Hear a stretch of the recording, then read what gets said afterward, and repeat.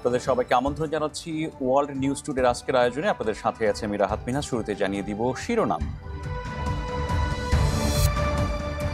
লোকসভায় একক সংখ্যাগরিষ্ঠতা হারাচ্ছে বিজেপি, বিরোধীদের জোয়ারে মোদি সাম্রাজ্যে ভাটা।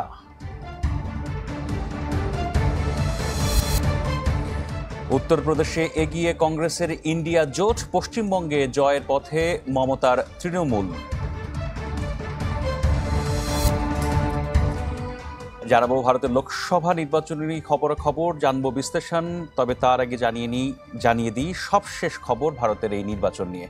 ভারতে চলছে লোকসভা নির্বাচনের ভোট গণনা। এ পর্যন্ত পাওয়া ফলে 292টি আসনে এগিয়ে বিজেপি নেতৃত্বাধীন এনডিএ জোট, আর বিরোধী জোট ইন্ডিয়া পেয়েছে 232টি আসন। ঘোষণা হয়েছে 449টি আসনের ফলাফল, যাতে বিজেপি জয়ী হয়েছে 211টি আসনে আর কংগ্রেস পেয়েছে 81টি আসন। তবে চূড়ান্ত ফল ঘোষণার আগেই টানা তৃতীয়বারের মতো জয় দাবি করেছেন বর্তমান প্রধানমন্ত্রী নরেন্দ্র মোদী। মঙ্গলবার রাতে দিল্লিতে বিজেপির সদর দফতরে ভাষণ দেন মোদী। এ সময় ধন্যবাদ দেন জনগণ ও দলটির সমর্থকদের, সেই সাথে প্রশংসা করেন নির্বাচন পদ্ধতিরও। এ সময় ভারতের মাটি থেকে দরিদ্রতা ও সন্ত্রাসবাদ দূর করার প্রতিশ্রুতি দেন নরেন্দ্র মোদী। এর আগে নিজের এক্স হ্যান্ডেলে দেয়া এক বার্তায় জয়ের দাবি তোলেন নরেন্দ্র মোদী। এদিকে লোকসভা নির্বাচনে জনগণের দাবি মেনে প্রধানমন্ত্রী নরেন্দ্র মোদীকে পদত্যাগের আহ্বান জানিয়েছেন পশ্চিমবঙ্গের মুখ্যমন্ত্রী মমতা বন্দ্যোপাধ্যায়। একই সাথে রাজ্য তৃণমূলকে এগিয়ে নেয়ায় ভোটারদের ধন্যবাদ জানিয়েছেন তিনি। মঙ্গলবার লোকসভা নির্বাচনের ফলাফল ঘোষণার মধ্যেই কালীঘাটের দফতরে সংবাদ সম্মেলন করেন মমতা বন্দ্যোপাধ্যায়। তিনি জানান, এবার বিজেপি একক সংখ্যাগরিষ্ঠতায় সরকার গঠন করতে পারছে না। এতে বোঝা যায় কেন্দ্রে নৈতিক পরাজয়ের মুখে পড়েছে বিজেপি। তিনি আরও জানান, পরাজয়ের দায় নিয়ে মোদী ও অমিত শাহের উচিত অবিলম্বে পদত্যাগ করা। সকাল থেকে প্রকাশিত ফলে পশ্চিমবঙ্গের মোট 42টি আসনের মধ্যে 29টিতেই জয় পেয়েছে মমতা বন্দ্যোপাধ্যায়ের তৃণমূল কংগ্রেস, আর মোদীর দল বিজেপির ঝুলিতে গেছে 12টি আসন। 147 एमपी को एक्सपेल करके ভারতের লোকসভা নির্বাচনের ফলাফলে মিলছে না বুথ ফেরত জরিপের দেয়া তথ্যের সাথে। এ পর্যন্ত ফল বলছে এনডিএ জোট 400 আসন ছোঁয়ার স্বপ্ন যেন অধরায় থেকে গেল। পশ্চিমবঙ্গে মমতাকে সরানোর মিশনও সফল করতে পারেনি বিজেপি। এসব বিষয়ে কথা বলতে আমাদের সাথে স্টুডিওতে যুক্ত হয়েছেন ভারত থেকে অয়নজিৎ সেন ও ডক্টর ইমানুল হক। আপনাদের দুজনকেই আমন্ত্রণ জানাচ্ছি। আমি শুরুতেই আসতে চাচ্ছি ডক্টর অয়নজিৎ সেনের কাছে। ডক্টর অয়নজিৎ সেন, মোদির 400 পার অর্থাৎ 400-র বেশি আসন পাওয়ার যে স্বপ্ন, ইচ্ছা বা প্রচেষ্টা ছিল, সেটা তো মোটামুটি ভেস্তে গেল। আপনার বিশ্লেষণ কি? দেখুন, সর্বপ্রথম আমি এটাই বলবো যে 400 পারের যে স্লোগানটা দেওয়া হয়েছিল, সেই স্লোগানটা এই হিসেবে দেওয়া হয়নি যে 400টি সিট পাবে বলে। তবে এটা ঠিক যে যেটা যেটা ভাবা হয়েছিল সেই অবধি হয়তো হতে পারেনি, কিন্তু তা সত্ত্বেও জয়লাভ হয়েছে এবং সরকার বিজেপি গড়বে, এই বিষয়ে কোনো সন্দেহ নেই। এবং এখন শুধু সময়ের অপেক্ষা, এবং আগামীকাল কিছু খুব দু তিনটে খুব জরুরি মিটিং বিজেপি ডেকেছে, এবং আগামীকাল আমার মনে হয় জিনিসটা অনেক ক্লিয়ার হয়ে যাবে পুরোপুরি।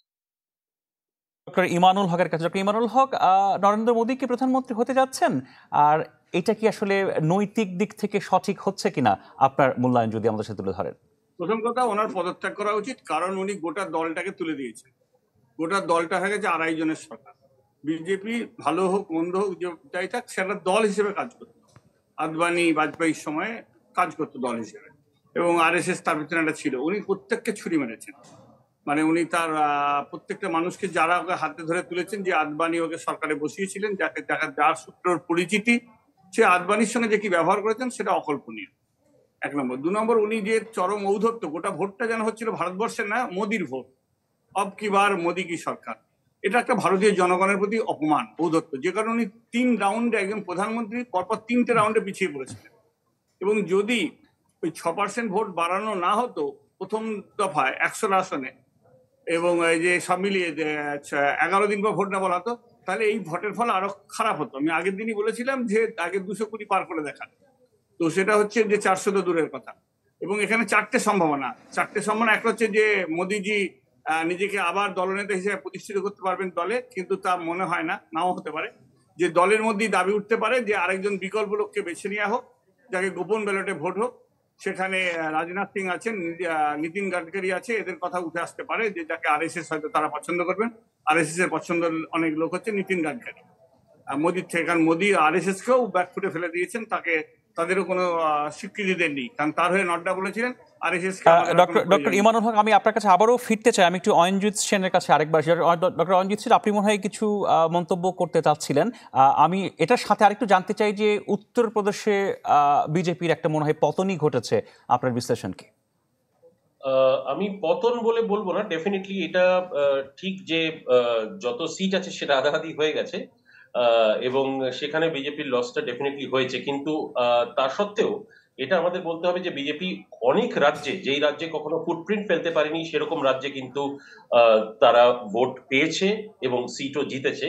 এবং যেরকম উড়িষ্যা ফর এক্সাম্পল, উড়িষ্যাতে কিন্তু পুরোপুরি ধুইয়ে দিয়েছে বিজেপি, যাকে যেটা বলা যায়।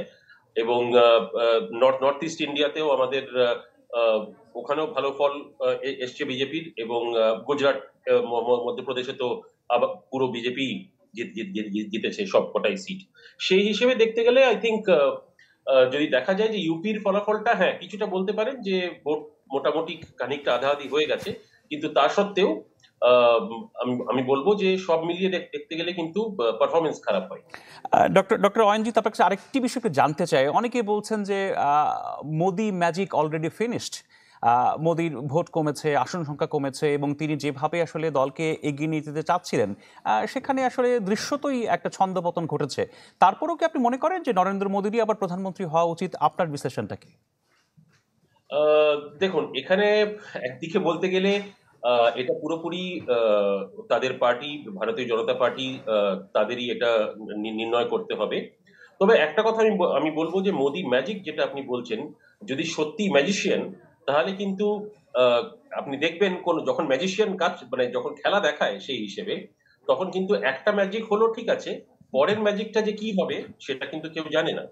সুতরাং আমাদের মনে হয় আগামীকাল অব্দি আরেকটু ওয়েট করা উচিত, যে যখন ছবিটা আরো অনেক পরিষ্কারের। জি, ধন্যবাদ অজিত। এবারে ডক্টর ইমানুল হক, আপনার কাছে একটু ফিরি। আসলে কি মোদির কাছ থেকে আরো অনেক ম্যাজিক দেখার অপেক্ষায় রয়েছে ভারতবর্ষ? মোদির কোনো ম্যাজিক ছিল না, গোটা মিডিয়া ম্যাজিক। যেহেতু আচ্ছা। মিডিয়ার এটা দেখবেন যে, এবং ধর্মের যে তাসটা খেলছিলেন, ভারতবর্ষের মানুষের মধ্যে ধর্ম চেতনা আছে কিন্তু সাম্প্রদায়িকতা যে নেই, কমেছে, সেটা দেখানোর হচ্ছে। অযোধ্যা হেরেছেন, অযোধ্যার যে আসন সেটার নাম ফৈজাবাদ, সেই ফৈজাবাদ আসনে বিজেপি হেরেছে। যে কন্যাকুমারীতে মোদিজি তার ধ্যান করতে গিয়েছিলেন সেই আসনে তারা হেরেছে।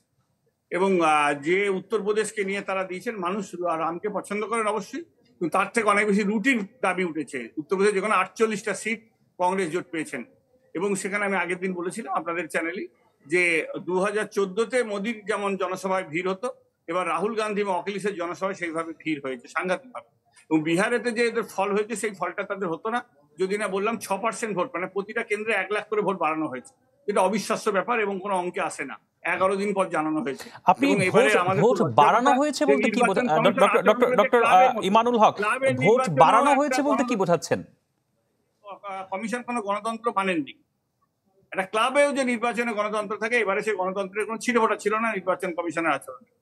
খুব বেদনার সঙ্গে বলতে হচ্ছে, ভারতবর্ষের নির্বাচন কমিশন ছিল পৃথিবীর মধ্যে অন্যতম শ্রেষ্ঠ নির্বাচন প্রতিষ্ঠান, তাকে এরা ধূলিসাৎ করেছেন। ভারতবর্ষের যে ব্যাংকিং ব্যবস্থা তাকে এরা ধ্বংস করে দিয়েছেন, যেগুলো আমাদের ছিল না ভারতবর্ষে। 45% আমাদের রেকর্ড বেকার, যে কারণে বেকাররা ভোট দিয়েছেন। যেখানে মহিলারা বলেছেন যে দাঁড়িয়ে, যে এখানে দাঁড়িয়ে যে আমাদের রুটি চাই, রুজি চাই, এবং বলছেন যে গুজরাটেও তাদের আসন কমেছে, মধ্যপ্রদেশটা বাদ দিলে। আর অন্য রাজ্যে কি হয়েছে, উড়িষ্যায় জিতেছেন কিন্তু মাত্র 78, সংখ্যাগরিষ্ঠতা থেকে মাত্র 5টা আসন পেয়ে জিতেছেন, 5টা বেশি পেয়েছেন উড়িষ্যাতে। সংখ্যাগরিষ্ঠতা 73 দরকার, সেখানে 74 দরকার, আর পেয়েছেন 78, 4টে বেশি পেয়েছেন। তো সেটা এমন কিছু বিষয় না। পশ্চিমবাংলাতে ওদের 18টা সিট ছিল, সেখানে কমে হয়ে গেছে 12টা, এবং তার মধ্যে দুটো আবার পুনর্গণনা চলছে, মাত্র 5,000-এ জিতেছেন, সেখানে এখন পুনর্গণনা শুরু হয়ে গেছে। দুটো কেন্দ্রে এখনো পুনর্গণনা হচ্ছে, এবং আমরা দেখছি গত 3 ঘন্টা ধরে আজকে ইভিএম এ ভোট হচ্ছে, অথচ এখনো পর্যন্ত ফল বেরোনো। তাহলে ইভিএম কিসের? ইভিএম এ গুনতে কতক্ষণ লাগে? বেলা 2টোর মধ্যে সমস্ত ফল প্রকাশিত হয়ে যাওয়ার কথা।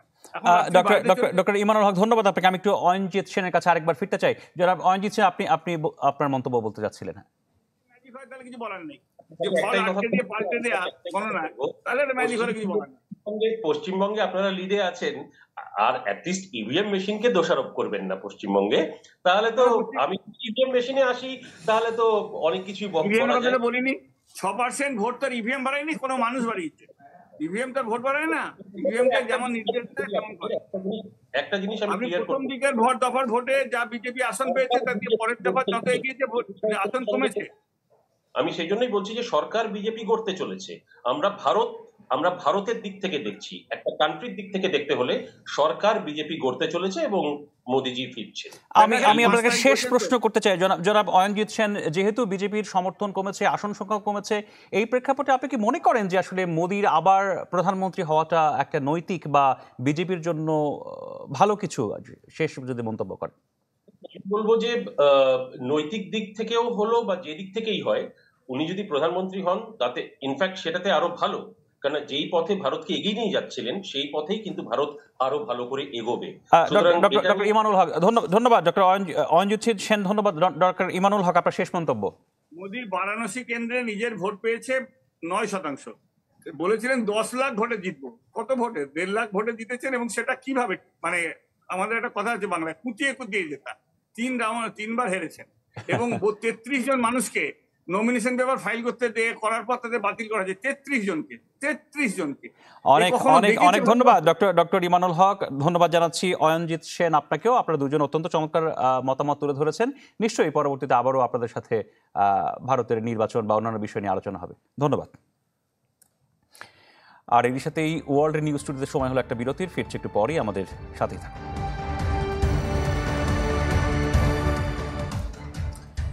স্বাগত আরেকবার। আপনারা দেখছেন ওয়ার্ল্ড নিউজ টুডে, আপনাদের সাথে আছি আমি রাহাত মিনহাস। লোকসভা নির্বাচনে বেশ কিছু রাজ্যে পাল্টাতে যাচ্ছে অতীতের সব সমীকরণ।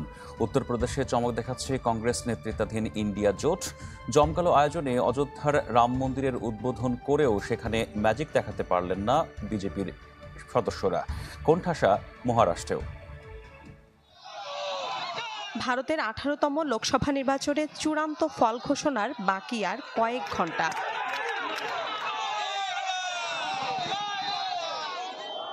তৃতীয়বারের মতো দেশের প্রধানমন্ত্রী হয়ে রেকর্ড করবেন নরেন্দ্র মোদী, নাকি পালের হাওয়া উল্টে দিতে পারবে কংগ্রেস নেতৃত্বাধীন জোট ইন্ডিয়া? এবারের নির্বাচনে চমক দেখাচ্ছে উত্তরপ্রদেশ। বিতর্কিত রাম মন্দির ইস্যুও ম্যাজিক দেখাতে পারল না যোগী রাজ্যে। সরকার গঠনের চাবিকাঠি বলা এই রাজ্যে এগিয়ে সমাজবাদী পার্টি ও কংগ্রেসের প্রার্থীরা। লোকসভা নির্বাচনে দ্বিতীয় সর্বাধিক আসন মহারাষ্ট্রে, সেখানেও সমানে টক্কর দিচ্ছে কংগ্রেস। এককভাবে বিজেপি এগিয়ে থাকলেও জোটের হিসাবে এগিয়ে ইন্ডিয়া। বলা হচ্ছে শিবসেনা ও ন্যাশনালিস্ট কংগ্রেস পার্টি ভাঙনের মাসুল দিচ্ছেন মোদী। নির্বাচনে আগাগোড়া থেকেই দক্ষিণ ভারতকে বিশেষ গুরুত্ব দিয়েছে গেরুয়া শিবির। তবে সেখানেও বিরোধীদের কাছে ধরাশায়ী বিজেপি। বুথ ফেরত সমীক্ষা উল্টে দিয়ে তামিলনাড়ুতে 39 আসনের সবগুলো পেয়েছে ইন্ডিয়া জোট। কর্ণাটকে এগিয়ে বিজেপি, তবে মধ্যপ্রদেশে আধিপত্য ধরে রেখেছে বিজেপি। পাশাপাশি ওড়িশাতেও বেশিরভাগ আসন বিজেপির ঝুলিতে।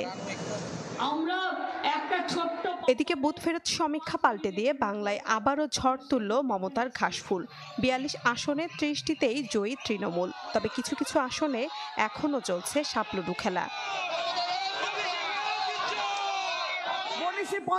হেভিওয়েট প্রার্থীদের মধ্যে বারাণসীতে এগিয়ে প্রধানমন্ত্রী নরেন্দ্র মোদী, গান্ধীনগরে অমিত শাহ, রায়বেরেলিতে রাহুল গান্ধী আর কান্নুজে অখিলেশ যাদব। এগিয়ে রয়েছেন শতাব্দী রায়, হেমা মালিনী, কঙ্গনা রানাওয়াতের মতো তারকা প্রার্থীরাও। আমেঠিতে পিছিয়ে পড়েছেন কেন্দ্রীয় মন্ত্রী স্মৃতি ইরানি। বর্ধমান দুর্গাপুরে দিলীপ ঘোষ, তিরুঅনন্তপুর আসন থেকে পিছিয়ে পড়েছেন শশী থারুর। মিলা খন্দকার, চ্যানেল 24। আর এর সাথে ওয়ার্ল্ড নিউজ টুডেতে সময় হলো আরেকটা বিরতির। ফিরছে একটু পরেই, আমাদের সাথে থাকুন। এবার জানাবো মধ্যপ্রাচ্যের একটি খবর। গাজায় বাইডেনের যুদ্ধবিরতির প্রস্তাব নিয়ে দুভাগে বিভক্ত ইসরায়েলি মন্ত্রিসভা।